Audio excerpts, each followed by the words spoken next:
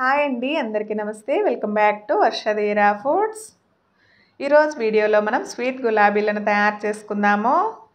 ఈ గులాబీలు మనకు చూడటానికే కాదండి, తినటానికి కూడా ఎక్కువ ఎగుటు లేకుండా కరకరలాడుతూ తీయగా భలే రుచిగా ఉంటాయి. అలాగే వీటిని ఒకసారి మనం ప్రిపేర్ చేసి పెట్టుకుంటే 2-3 వారాల వరకు నిల్వ కూడా ఉంటాయి. మరి సింపుల్గా ఈ స్వీట్ గులాబీలను ఎలా తయారు చేసుకోవాలో చూద్దాం పదండి. దీనికోసం ముందుగా ఒక మిక్సింగ్ బౌల్లోకి 1.5 కప్పు మైదాను తీసుకుంటున్నాను. మీకు మైదా తీసుకోవడం ఇష్టం లేదు అంటే గోధుమ పిండిని తీసుకోండి. పిండిలోకి చిటికెడంత సాల్ట్, 2 టేబుల్ స్పూన్ల ఆయిల్ వేసుకొని ఆయిల్ మొత్తం పిండికి పట్టించండి. అయితే ఆయిల్ని పిండికి పట్టించేటప్పుడు వీడియోలో చూపించినట్లుగా వేళ్లతో పిండిని బాగా రఫ్ చేసినట్లు చేస్తూ ఆయిల్ని పిండికి పట్టించండి. గులాబీలు మనకు క్రిస్పీగా కరకరలాడుతూ వస్తాయి. ఇలా పిండికి ఆయిల్ మొత్తం పట్టించిన తర్వాత పిండిని చేత్తో ముద్ద చేసి చూడండి. ముద్ద చేస్తే ముద్దగా రావాలి, పొడి చేస్తే పొడి అయిపోవాలి. మీరు ఇలా ముద్దగా చేసినప్పుడు ముద్దగా రాలేదు అంటే మరొక టేబుల్ స్పూన్ ఆయిల్ వేసుకొని మిక్స్ చేసుకోండి. ఇప్పుడు కొద్దిగా నీళ్ళను వేసుకుంటూ పిండిని గట్టి చపాతీ ముద్దలాగా కలుపుకోవాలి. చూడండి, ఈ విధంగా పిండి అనేది కొంచెం గట్టిగా ఉండేలాగా ముద్ద చేసుకోవాలండి. నానిన తర్వాత సాఫ్ట్ అయిపోతుంది. ఇప్పుడు పైనుంచి మూత పెట్టేసి ఈ పిండిని ఒక 10 నుండి 15 నిమిషాల వరకు నాననివ్వాలి. పిండి నానే లోపల మనం చక్కెర పాకం తయారు చేసుకుందాము. దీనికోసం స్టవ్ మీద గిన్నె పెట్టి 1.5 కప్పు చక్కెర తీసుకోవాలి. మీరు ఏ కప్పుతో అయితే పిండి తీసుకుంటారో అదే కప్పుతో 1.5 కప్పు చక్కెర, 1.5 కప్పు నీళ్లు వేసుకొని చక్కెరను కరిగించుకోండి. ఇలా చక్కెర మొత్తం బాగా కరిగిన తర్వాత స్టవ్ని మీడియం ఫ్లేమ్లో పెట్టి 6 నుండి 7 నిమిషాల వరకు చక్కెర పాకాన్ని బాగా ఉడికించుకోండి. అయితే ఈ స్వీట్ తయారు చేసుకోవడానికి ఎటువంటి పాకము అవసరం లేదండి. 6-7 నిమిషాలు బాగా ఉడికించుకున్నాక చేత్తో పాకాన్ని కొంచెం తాకి చూడండి. ఇలా తాకినప్పుడు 2 వేళ్ళకి కొంచెం జిగురుగా తగిలితే సరిపోతుంది. పాకం ఇలాగా కొంచెం జిగురుగా వచ్చిన తర్వాత స్వీట్ మంచి ఫ్లేవర్ఫుల్గా ఉండడానికి 2 యాలకులను కచ్చాపచ్చాగా దంచుకొని వేసుకోవాలి. అలాగే ఒక దెబ్బ నిమ్మ దెబ్బను కూడా పిండుకోండి, పాకం గట్టి పడకుండా ఉంటుంది. ఇప్పుడు ఈ నిమ్మరసం మొత్తం పాకంలో కలిసేలాగా మిక్స్ చేసుకున్నాక స్టవ్ ఆఫ్ చేసేసి పాకం చల్లారిపోకుండా పైనుంచి మూత పెట్టేసి రెడీగా పక్కన పెట్టుకోండి. ఈ లోపుగా పిండి కూడా మనకు బాగా నానుంటుందండి. మూత తీసి చూస్తే చూడండి, సాఫ్ట్గా వచ్చేసింది.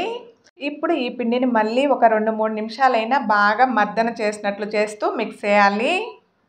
ఇలా ఒక 2-3 నిమిషాలు బాగా మర్దన చేసిన తర్వాత ఈ పిండి ముద్దను 2 సమభాగాలుగా చేసుకుంటున్నానండి.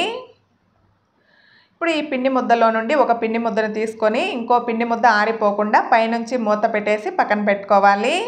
మనం తీసుకున్న పిండి ముద్ద పైన కొంచెం పొడి పిండిని చల్లుకొని పల్చటి చపాతీలు ప్రిపేర్ చేసుకోవాలి. మీకు ఎంత పల్చగా చపాతీలు రుద్దడం వీలైతే అంత పల్చగా రుద్దుకోండి.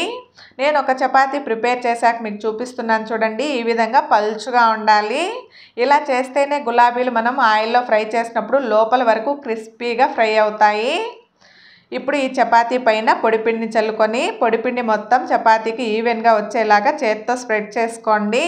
తర్వాత ఇంట్లో ఇలా చిన్న క్యారీలు మూతలు ఉంటాయి కదండి, ఇలాంటి మూతను కానీ లేదా నీళ్లు తాగే గ్లాసులు కానీ మీరు గులాబీలు ఏ సైజులో ప్రిపేర్ చేసుకోవాలనుకుంటారో దాన్ని బట్టి గ్లాసును కానీ మూతను కానీ తీసుకొని ఇలా రౌండ్గా కట్ చేసుకోండి. నేనైతే చిన్న క్యారీ మూతను తీసుకొని కట్ చేసుకున్నాను.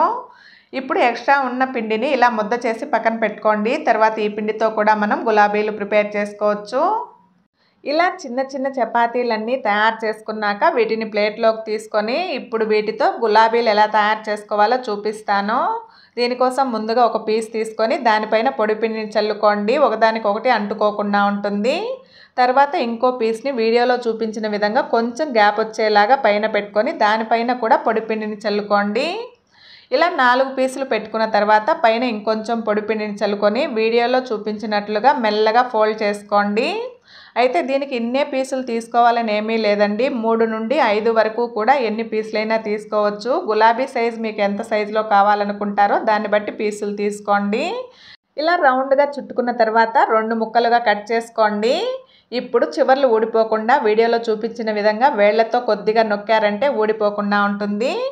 తర్వాత గులాబీ పువ్వు షేప్ వచ్చేలాగా మనం తీసుకున్న లేయర్స్ని కొద్దిగా వేళ్లతో విడిగా చేశారంటే చూడండి, చక్కగా గులాబీ పువ్వు షేప్ అయితే వచ్చేస్తుంది.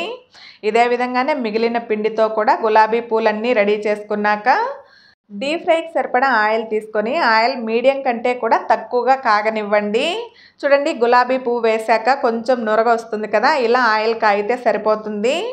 ఇప్పుడు మనం తయారు చేసుకున్న గులాబీలన్నీ కూడా ఆయిల్లోకి తీసుకొని ఫ్రై చేసుకోవాలి. అయితే గులాబీలు ఫ్రై చేస్తున్నప్పుడు స్టవ్ని హై ఫ్లేమ్లో పెట్టి అస్సలు ఫ్రై చేయకండి.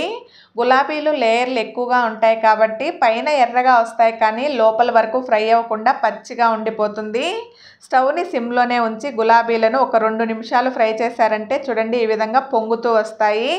ఇప్పుడు ఇంకో వైపుకు తిప్పుకొని ఇటువైపు కూడా ఒక 2 నిమిషాలు కాలనివ్వండి. తర్వాత స్టవ్ని మీడియం టు లో ఫ్లేమ్లో అడ్జస్ట్ చేసుకుంటూ గులాబీలను ఇలా మంచి గోల్డెన్ బ్రౌన్ కలర్కి వచ్చే వరకు ఫ్రై చేసుకోవాలి. చూడండి గులాబీలు చక్కగా మంచి గోల్డెన్ బ్రౌన్ కలర్కి వచ్చాయి కదా, ఇప్పుడు వీటిని ప్లేట్లోకి తీసుకుందాము. అయితే ఇప్పుడు కొంచెం లైట్ కలర్లో ఉన్నాయండి, బయటికి తీసాక ఇంకొంచెం కలర్ వచ్చేస్తాయి. ఇలా గులాబీ పూలన్నీ కూడా ఫ్రై చేసుకొని తీసుకున్నాక ఇప్పుడు వీటిని చక్కెర పాకంలో వేసుకుందాము. అయితే చక్కెర పాకంలో గులాబీ పూలను వేసుకుంటున్నప్పుడు పాకం కొంచెం గోరువెచ్చగా ఉండాలండి. చల్లారిపోయిందంటే పాకం గులాబీ పూలకు అంత బాగా పట్టదు. మీరు ప్రిపేర్ చేసినప్పుడు కొంచెం చల్లారిపోయింది అనిపిస్తే స్టవ్ మీద పెట్టుకొని కొంచెం వేడి చేసుకున్న తర్వాత గులాబీ పూలను వేసుకొని తీసుకోండి.